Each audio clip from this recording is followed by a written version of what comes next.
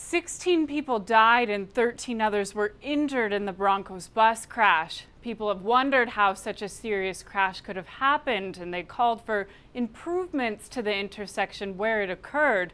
And so the province commissioned this independent review. Scott Thomas says it was clear that the intersection was dangerous. His son Evan was one of the players killed in the crash. To have the government acknowledge that some things can be done to make it safer, just kind of put a little feeling of resignation in your heart, saying, yeah, you know, it could have been safer. And I don't want to say it was just tough. It was tough to read.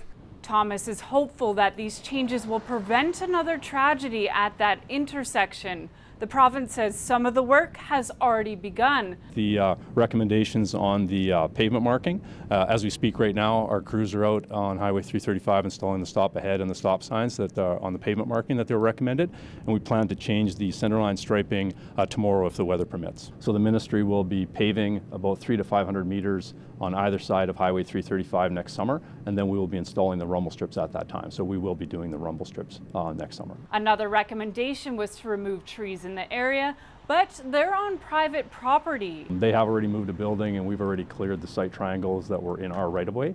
So we will start having those conversations with that landowner after today. The minister says the province plans to implement all 13 recommendations in the report, but he cautions that drivers still must be responsible and consider safety to prevent more collisions. Driver impacts are, 90 to 95%. Driver decisions are 90 to 95% responsible for accidents that occur.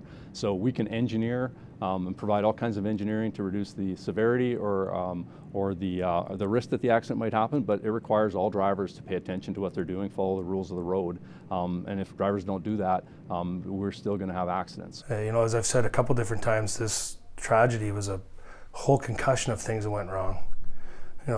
Poorly trained driver, inadequately trained driver in a bad situation in a part of the road he's never been on at a dangerous intersection, lack of seatbelts and regulation of seatbelts. There's a whole bunch of things that went wrong here, but this intersection was one of those things that went wrong.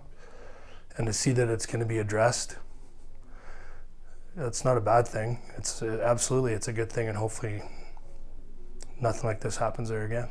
The changes are expected to cost the province more than $1 million. Kendall Latimer, CBC News, Regina.